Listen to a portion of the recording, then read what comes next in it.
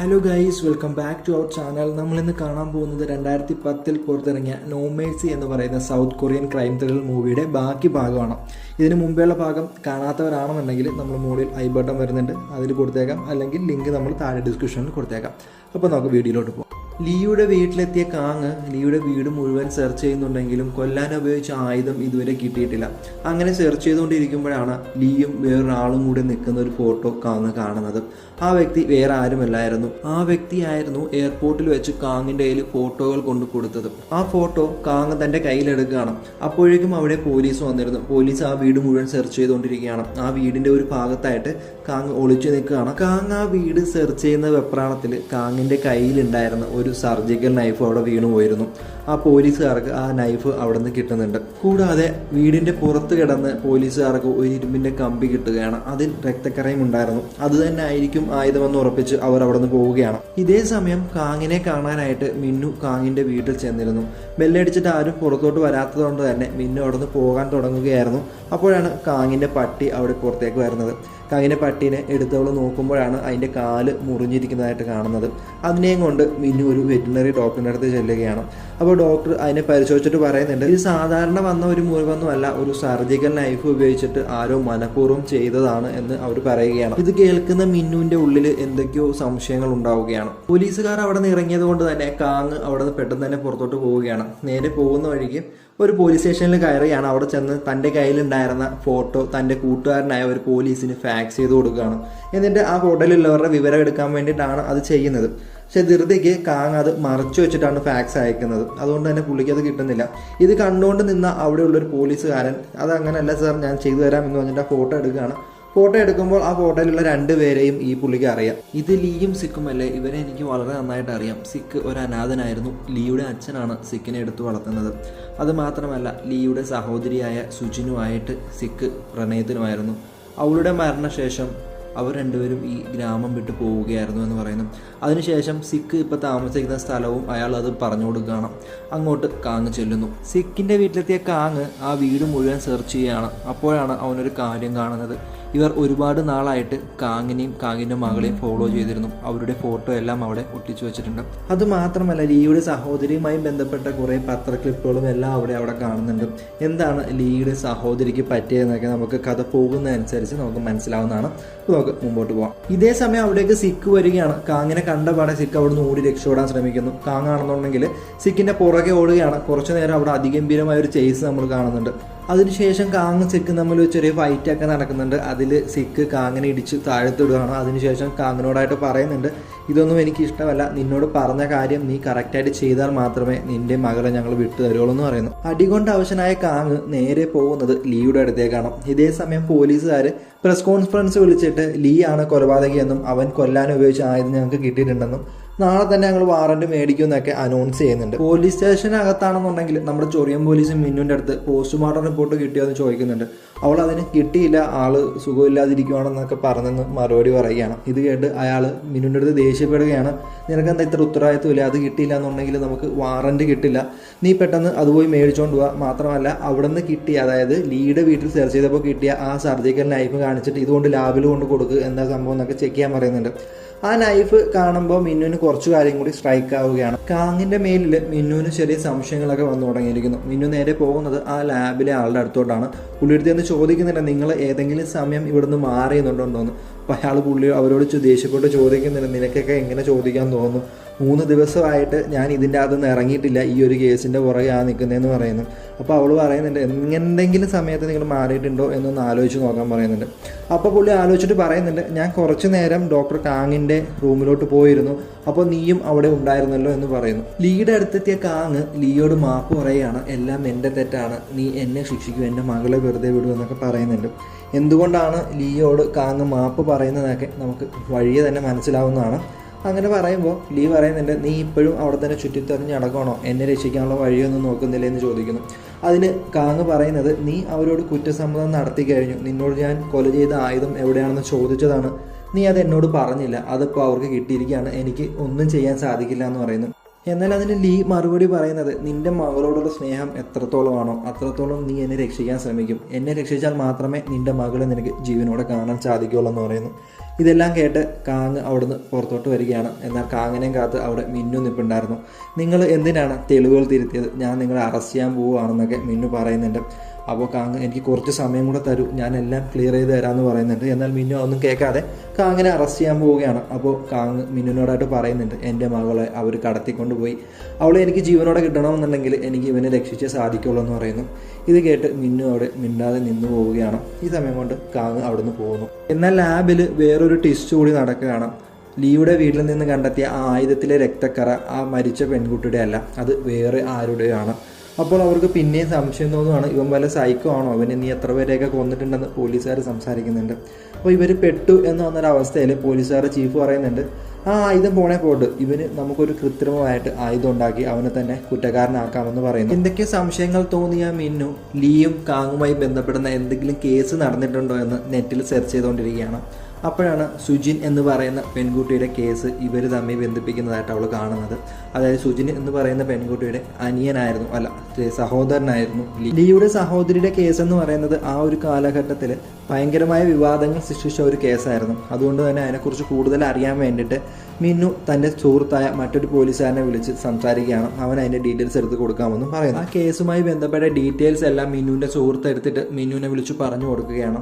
അതൊരു സ്കൂൾ കുട്ടിയെ ബലാത്സംഗം ചെയ്ത കേസായിരുന്നു.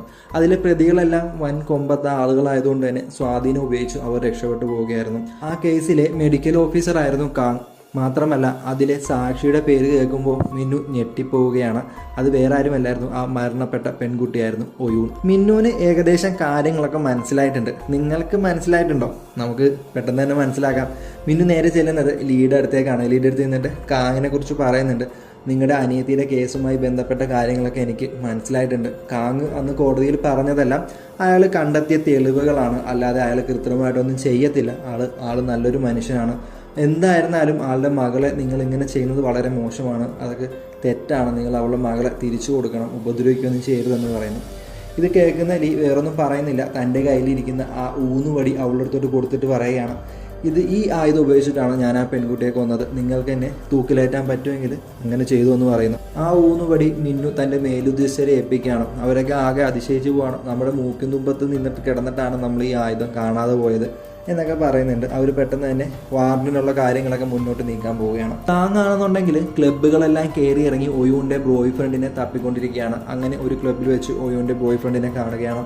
അവൻ്റെ അടുത്തേക്ക് ഒയൂൻ്റെ സുഹൃത്തായ പ്രോസ്റ്റിറ്റ്യൂട്ടിനെ അവൻ പറഞ്ഞു വിടുകയാണ്.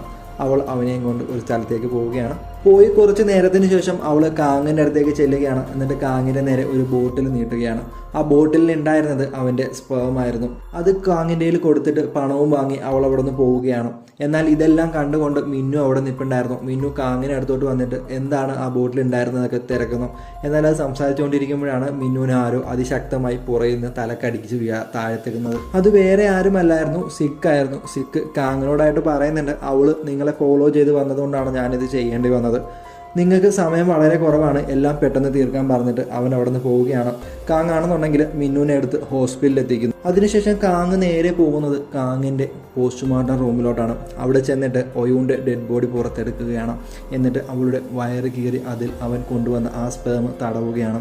എന്നിട്ട് ആ പോസ്റ്റ്മോർട്ടം റിപ്പോർട്ട് തിരുത്തുകയാണ്, അവൾ കൊല്ലപ്പെടുന്ന സമയത്ത് റേപ്പ് ചെയ്യപ്പെട്ടിരുന്നുവെന്ന്. അതിനുശേഷമാണ് ഈ സംഭവങ്ങളെല്ലാം ബന്ധപ്പെടുത്തുന്ന ആ ഫ്ലാഷ് ബാക്കിലോട്ട് നമ്മളെ കൊണ്ടുപോകുന്നത്. ലീയുടെ സഹോദരി റേപ്പ് ചെയ്യപ്പെട്ടതുമായി ബന്ധപ്പെട്ട വിചാരണ നടന്നുകൊണ്ടിരിക്കുകയായിരുന്നു. അതിൽ സാക്ഷി ഒയൂണായിരുന്നു. ഒയൂൺ പറയുന്നത് അവൾ അവളുടെ ഇഷ്ടപ്രകാരമാണ് ആ കുട്ടികളുമായി പോയതെന്നാണ്. അതിനുശേഷം വിചാരണയ്ക്കായിട്ട് വരുന്നത് ഡോക്ടർ കാങ് ആണ്. ഡോക്ടർ കാങ്ങിൻ്റെ റിപ്പോർട്ട് കാങ് അവിടെ പറയുകയാണ്. ആ പെൺകുട്ടിയെ റേപ്പ് ചെയ്തതിൻ്റെയുള്ള ഒരു അടയാളവും ആ ശരീരത്തിൽ ഇല്ലായിരുന്നു. അത് അവളുടെ സമ്മതത്തോടെ ആയിരിക്കണം നടന്നതെന്ന് കാങ് പറയുകയാണ്. ഇത് കേട്ട് ആ പെൺകുട്ടിയുടെ അച്ഛൻ അവിടെ കിടന്ന് പൊട്ടി കരയുകയാണ്. അങ്ങനെ ആ പ്രതികളെല്ലാം ആ കേസിൽ നിന്ന് രക്ഷപ്പെടുകയാണ്. അതിനുശേഷം നമ്മൾ ഇപ്പോഴത്തെ പോലീസ് സ്റ്റേഷനാണ് കാണിക്കുന്നത്. അവിടെ ലീയെ ജാമ്യത്തിലെടുക്കാൻ വേണ്ടിയിട്ട് ലീയുടെ വക്കീൽ വന്നിട്ടുണ്ട്. വക്കീലിനെ കണ്ടപാടെ ലീയുടെ സ്വഭാവം മാറുകയാണ്. അവൻ കുറ്റമൊന്നും ചെയ്തിട്ടില്ല എന്നും പോലീസുകാർ നിർബന്ധിച്ചാണ് കുറ്റം സമ്മതിപ്പിച്ചതെന്നൊക്കെ പറയുന്നു. ഇത് കേൾക്കുന്ന പോലീസുകാർ ലിയോട് പറയുന്നുണ്ട്, നീ ഒരുപാട് ഉരുണ്ട് കളിക്കൊന്നും വേണ്ട, നീ കൊല്ലാൻ ഉപയോഗിച്ച ആയുധം ഇപ്പം ഞങ്ങളുടെ കയ്യിലുണ്ട്. അത് മാത്രമല്ല, നീ ആ കൊലപാതക സ്ഥലത്ത് പോയതിനെ നിന്റെ കാലിലെ അടയാളവുമായി മാച്ച് ചെയ്യുന്ന എല്ലാ തെളിവുകളും ഞങ്ങളുടെ കയ്യിൽ കിട്ടിയിട്ടുണ്ടെന്ന് പറയുന്നു. അതിന് ലീ മറുപടി പറയുന്നത്, അതുപോലുള്ള വടി ഞാൻ മാത്രമല്ല ഉപയോഗിക്കുന്നത്, നടക്കാൻ സാധ്യതക്കുറവുള്ളവരൊക്കെ അങ്ങനെയുള്ള വടികൾ ഉപയോഗിക്കുന്നുണ്ട്. അത് മാത്രമല്ല, ഈ സ്ഥലവുമായിട്ട് എൻ്റെ വീട്ടിൽ നിന്നും ഒരുപാട് ദൂരമൊന്നുമില്ല. ആ സ്ഥലത്ത് ഞാൻ എപ്പോൾ പോയിട്ടുണ്ടാവും. പക്ഷേ ഞാനാണ് കൊലപാതകി എന്ന് തെളിയിക്കാൻ വേറെ എന്ത് തെളിവാണ് നിങ്ങളുടെ കയ്യിലുള്ളതെന്ന് ചോദിക്കുന്നു. ഇങ്ങനെയെല്ലാം പറയാനായിട്ട് ലീയോട് പറഞ്ഞു കൊടുത്തത് കാങ് തന്നെയായിരുന്നു. ഇതേ സമയം തന്നെ ഒയൂന്റെ പോസ്റ്റ്മോർട്ടം റിപ്പോർട്ട് വരികയാണ്. അത് ലീക്ക് അനുകൂലമായിരുന്നു. അങ്ങനെ അവസാനം ലീ ആ കേസിൽ നിന്ന് രക്ഷപ്പെടുകയാണ്. ലീ പുറത്തിറങ്ങുന്നു. ഹോസ്പിറ്റലിൽ കിടക്കുന്ന മിന്നുവിനെ കാണാനായിട്ട് മിന്നുവിന്റെ സുഹൃത്ത് വരികയാണ്. വന്നിട്ട് ആ കേസിനെ കുറിച്ചുള്ള ഡീറ്റെയിൽസ് എല്ലാം അവർ സംസാരിക്കുന്നുണ്ട്. ആദ്യത്തെ മെഡിക്കൽ റിപ്പോർട്ടിൽ ആ പെൺകുട്ടി റേപ്പ് ചെയ്യപ്പെട്ടിരുന്നു എന്നാണ് കാങ് എഴുതിയിരുന്നത്. എന്നാൽ രണ്ടാമത്തെ റിപ്പോർട്ടിൽ അത് മാറ്റി അങ്ങനെയൊന്നും സംഭവിച്ചിട്ടില്ല എന്നുള്ള രീതിയിലാണ് റിപ്പോർട്ട് വന്നത്. അതിനർത്ഥം കാങ് റിപ്പോർട്ട് തിരുത്തിയെന്നായിരിക്കാമെന്ന് അവർ സംസാരിക്കുന്നു. അതുമാത്രമല്ല, ആ കേസുമായി ബന്ധപ്പെട്ടതിൽ ഇപ്പോൾ ജീവിച്ചിരിക്കുന്നത് ഡോക്ടർ കാങ് മാത്രമാണ്. ബാക്കി എല്ലാവരും ഓരോ രീതിയിൽ മരണപ്പെടുകയാണ് ഉണ്ടായത്. കൂടാതെ ലീ പുറത്തിറങ്ങിയ കാര്യം കൂടി മിന്നുനൊരാൾ പറയുകയാണ്. ഇത് കേട്ട മിന്നു പെട്ടെന്ന് തന്നെ ചാടി ഇറങ്ങുകയാണ്, തൻ്റെ ആരോഗ്യം പോലും നോക്കാതെ. കാരണം ഇനി ബാക്കിയുള്ളത് ഡോക്ടർ കാങ് മാത്രമാണ്. അയാളുടെ ജീവനും അപകടമാണെന്ന് മനസ്സിലാക്കിയ മിന്നു നേരെ പോകുന്നത് ലീയുടെ വീട്ടിലോട്ടാണ്. ഇതേ സമയം ലീ ഇപ്പോൾ താമസിക്കുന്ന വീട്ടിലേക്ക് ഡോക്ടർ കാങ് വരികയാണ്. തൻ്റെ മകൾ എവിടെയെന്ന് ചോദിക്കും. എന്നാൽ തൻ്റെ അനിയത്തിയോട് താൻ എന്തിനാണ് ഈ ക്രൂരത ചെയ്തതെന്ന് ലീ തിരിച്ചു ചോദിക്കുകയാണ്. അവളൊരു പാവം പെൺകുട്ടിയായിരുന്നു. അവളെ ഒരു പ്രോസ്റ്റിറ്റ്യൂട്ടായിട്ട് നീ എല്ലാവരുടെയും മുമ്പിൽ ചിത്രീകരിച്ചില്ലേ? ആ ഒരു വിഷമത്തിലാണ് തൻ്റെ അച്ഛൻ മരണപ്പെട്ടതെന്നും ലീ പറയുന്നു. അപ്പോഴാണ് കാങ് എന്തുകൊണ്ടാണ് അങ്ങനെ ചെയ്യാൻ കാരണമെന്നുള്ള ആ ഫ്ലാഷ് ബാക്ക് നമ്മളെ കാണിക്കുന്നത്. കാങ്ങിൻ്റെ മകൾക്ക് ജന്മന ഒരു വൈകല്യം ഉണ്ടായിരുന്നു. അവളുടെ മജ്ജ മാറ്റി വെക്കണമായിരുന്നു. അതിന് ധാരാളം പണം ആവശ്യമായിരുന്നു. ആ സമയത്താണ് ഈ കേസ് നടക്കുന്നത്. അപ്പോൾ കാങ്ങിൻ്റെ സുഹൃത്ത് വന്ന് പറഞ്ഞ പ്രകാരമാണ് കാങ് ഇങ്ങനെ ചെയ്യുന്നത്. തൻ്റെ മകളുടെ ജീവൻ രക്ഷിക്കാൻ കാങ്ങിന് വേറൊരു വഴിയുമില്ലായിരുന്നു. അതുകൊണ്ടാണ് കാങ് അപ്രകാരം ചെയ്തത്. എന്നാൽ ഈ ഒരു കാര്യം ലീക്കും വേറെ ആർക്കും അറിയില്ലായിരുന്നു. അതിനുശേഷം കാങ് ലീയുടെ കാല് പിടിച്ച് മാപ്പ് പറയുന്നുണ്ട്. നീ എന്തു വേണമെങ്കിലും എന്നെ ചെയ്തു, നീ എന്നെ കൊന്നോളൂ, എൻ്റെ മകളെ നീ വെറുതെ വിട്, അവളൊരു പാവമാണ്, അവൾക്ക് ഇതിനെക്കുറിച്ച് ഒന്നും അറിയില്ല എന്നൊക്കെ. ഇതേ സമയം മിന്നു ആണെന്നുണ്ടെങ്കിൽ കാങ്ങിനെ അന്വേഷിച്ച് സിക്ക് താമസിക്കുന്ന ആ വീട്ടിലോട്ട് ചെല്ലുകയാണ്. ആ വീട്ടിൽ സിക്ക് ഉണ്ടായിരുന്നു. അവൾ അകത്ത് പരിശോധന നടത്തിക്കൊണ്ടിരിക്കുമ്പോൾ അങ്ങോട്ട് സിക്ക് വരികയാണ്. സിക്കുമായി മിന്നു ചെറിയ ഫൈറ്റ് ഒക്കെ നടത്തുന്നുണ്ട്. ഇതേ സമയം ലീയാണെന്നുണ്ടെങ്കിൽ കാങ്ങിൻ്റെ മകളെ വിട്ടുകൊടുക്കില്ലെന്ന് പറയുന്നു. പ്രിയപ്പെട്ടവർ നഷ്ടപ്പെടുന്ന വേദന നീയും അറിയണം, അവളെ ഞാൻ കൊന്നുകളയുമെന്ന് പറയുകയാണ്. ഇത് കേട്ട് ദേഷ്യം വന്ന കാങ്ങാണെന്നുണ്ടെങ്കിൽ ലീയെ അടിക്കുകയാണ്. ലീയെ നല്ല രീതിയിൽ അടിക്കുന്നുണ്ട്. അടികൊണ്ട് അവശനായ ലീ വേറെ വഴിയില്ലാതെ അവൻ്റെ മകൾ ഇപ്പോൾ ഉള്ളത് തൻ്റെ പഴയ വീട്ടിലാണെന്നും അങ്ങോട്ട് ചെല്ലാൻ പറയുന്നു. പെട്ടെന്ന് തന്നെ കാങ് അവിടുന്ന് വണ്ടി എടുത്ത് ആ വീട്ടിലോട്ട് പോവുകയാണ്. ഇതേ സമയം മിന്നു ആണെന്നുണ്ടെങ്കിൽ അവിടെ സിക്കുമായി ഫൈറ്റ് ചെയ്തുകൊണ്ടിരിക്കുകയാണ്. അവസാനം തൻ്റെ ഗണ്ണ് ഉപയോഗിച്ചിട്ട് സിക്കിനെ കൊല്ലുകയാണ്. അതിനുശേഷം അകത്തോട്ട് പോകുന്ന മിന്നു ആ വീടെല്ലാം സെർച്ച് ചെയ്യുകയാണ്. ഒരു മുറിയിൽ എന്തോ ഒന്ന് കണ്ട് ഞെട്ടിത്തരിച്ച് മിന്നു പുറത്തോട്ട് ഇറങ്ങി വരികയാണ്. അപ്പോഴേക്കും അവിടേക്ക് കാങ്ങും വരികയാണ്. കാങ്ങിൻ്റെ അടുത്ത് അകത്തോട്ട് പോകരുത്, നിങ്ങൾ ഇവിടെ നിൽക്കുക എന്ന് പറഞ്ഞ് തടയാൻ ശ്രമിക്കുന്നുണ്ട്. പെട്ടെന്ന് തന്നെ അവളെ തള്ളി മാറ്റിയിട്ട് കാങ് അകത്തോട്ട് ചെല്ലുകയാണ്. ആ കാഴ്ച കണ്ടിട്ട് കാങ് അവിടെ തളർന്നു വീഴുകയാണ്. അവിടെ മുറിയിൽ ഒരു കണ്ണാടിക്കൂട്ടിൽ കാങ്ങിൻ്റെ മകളെ കൊന്ന് റോസാപ്പൂ കൊണ്ട് മൂടിയിട്ടിരിക്കുകയാണ്. അവളുടെ തലയും 2 കൈയും കാലുകളും മാത്രമേ പുറത്ത് കാണാൻ സാധിക്കുന്നുണ്ടായിരുന്നുള്ളൂ. അത് കണ്ട് കാങ് തളർന്ന് ഇരിക്കുകയാണ്. തൻ്റെ മകൾ മരിച്ചുവെന്ന് ഉൾക്കൊള്ളാൻ കാങ്ങിന് സാധിക്കുന്നില്ലായിരുന്നു. തൻ്റെ മകളോടായിട്ട് കാങ് പറയുന്നുണ്ട്, മോളെ കൂട്ടിക്കൊണ്ടുപോകാനാണ് അച്ഛൻ വന്നത്, നമുക്കിനി ഇവിടെ നിൽക്കണ്ട, നമുക്ക് നമ്മുടെ വീട്ടിലോട്ട് പോകാം, നീ എപ്പോഴും എൻ്റെ കൂടെ കാണുമെന്നല്ലേ പറഞ്ഞത്, ബാ മോളെ നമുക്ക് പോകാം എന്ന് പറഞ്ഞിട്ട് ആ കൂട്ടിൽ നിന്നും അവളെ ഉയർത്താൻ ശ്രമിക്കുകയാണ്. തൻ്റെ 2 കൈയും ഉപയോഗിച്ച് അവളെ കോരിയെടുക്കാൻ ശ്രമിക്കുകയാണ്. എന്നാൽ കാങ്ങിനത് സാധിക്കുന്നില്ല. അപ്പോഴാണ് ആ ഞെട്ടിക്കുന്ന സത്യം നമുക്ക് മനസ്സിലാകുന്നത്. അവളുടെ ഉടൽ അറുത്തു മാറ്റിയിരിക്കുന്നു. തലയും 2 കൈയും കാലുകളും മാത്രമേ അവിടെ അവശേഷിക്കുന്നുണ്ടായിരുന്നുള്ളൂ. അപ്പോൾ നമ്മളെ ഒരു ഫ്ലാഷ് ബാക്ക് കാണിക്കുകയാണ്. ഒയൂനെയും കാങ്ങിൻ്റെ മകളെയും ഒരുമിച്ച് കെട്ടിയിട്ടിരിക്കുകയാണ്. കാങ്ങിൻ്റെ മകൾ കാങ്ങിനെ വിളിച്ച ഓരോ കോളും ഇവർ ഓൾറെഡി അവളെ കൊണ്ട് ഭീഷണിപ്പെടുത്തി റെക്കോർഡ് ചെയ്ത കോളുകളായിരുന്നു. മാത്രമല്ല ഒയൂണിൻ്റെ ആണ് എന്ന് പറഞ്ഞ് പരിശോധിച്ച ആ ശരീരം തൻ്റെ മകളുടേതാണ് എന്ന് മനസ്സിലാക്കിയ കാങ് അവിടെ തകർന്നു വീഴുകയാണ്. അവിടെ കിടന്ന് അലമുറയിട്ട് കരയുന്നു. തൻ്റെ മകളുടെ ശരീരമാണ് താൻ ഇത്രയും നാളും വെട്ടിക്കീറി പഠിച്ചത്. അവളുടെ ശരീരത്തിലാണ് മറ്റൊരാളുടെ ബീജം തേച്ച് അവളുടെ ശരീരത്തിൻ്റെ ചാരിത്രം കളഞ്ഞതെന്നൊക്കെ ഓർത്തിട്ട് കാങ് അലമുറയിട്ട് കരയുകയാണ്. ഈ സമയം അവിടേക്ക് ലീ വരികയാണ്. ലീ വന്നതറിഞ്ഞ കാങ് പുറത്തോട്ട് വരും. കാങ്ങിനോട് ലീ പറയുകയാണ്, നിൻ്റെ മകളോട് നീ ഇപ്പോൾ ചെയ്തത് കണ്ടോ, വേദനയുള്ള ഓർമ്മകൾ മനസ്സിൽ നിന്ന് പോകാൻ വളരെ പാടാണ്, ഈ ഓർമ്മകൾ പേറി നീ നരകിക്കണം. അങ്ങനെ ഓരോന്ന് പറഞ്ഞ് കാങ്ങിനെ പ്രവോക്ക് ചെയ്തുകൊണ്ടിരിക്കുകയാണ്. മിന്നു കാങ്ങിനെ തടയാൻ ശ്രമിക്കുന്നുണ്ട്. എന്നാൽ കാങ് മിന്നുവിനെ തള്ളിയിട്ടിട്ട് ലീയെ ഷൂട്ട് ചെയ്ത് കൊല്ലുകയാണ്. അതിനുശേഷം കാങ് മിന്നുയോടായിട്ട് പറയുന്നുണ്ട്, ഈ വേദനയും പേറി ഞാൻ ജീവിതകാലം മുഴുവൻ നരകിക്കണം, അതായിരുന്നു അവൻ്റെ ഉദ്ദേശം. എന്നാൽ അവനെ ജയിക്കാൻ ഞാൻ വിടില്ല എന്ന് പറഞ്ഞിട്ട് ആ ഗണ്ണ് ഉപയോഗിച്ച് സ്വന്തം തലയിൽ വെടിവെച്ച് കാങ്ങും മരിക്കുകയാണ്. ഇതോടെ നമ്മുടെ ഈ കഥ ഇവിടെ അവസാനിക്കുകയാണ്. നിങ്ങൾക്ക് ഈ വീഡിയോ ഇഷ്ടപ്പെട്ടെങ്കിൽ ലൈക്ക് ചെയ്യുക, ഇഷ്ടപ്പെട്ടില്ലെങ്കിൽ ഡിസ്ലൈക്ക് ചെയ്യുക. നിങ്ങളുടെ അഭിപ്രായങ്ങൾ കമൻറ്റായി രേഖപ്പെടുത്തുക. ഇതുപോലുള്ള വീഡിയോ നിങ്ങൾക്ക് കാണണമെന്ന് ആഗ്രഹമുണ്ടെങ്കിൽ ദയവായി നമ്മുടെ ചാനലൊന്ന് സബ്സ്ക്രൈബ് ചെയ്യുക. അപ്പോൾ thank you for watching. Keep supporting.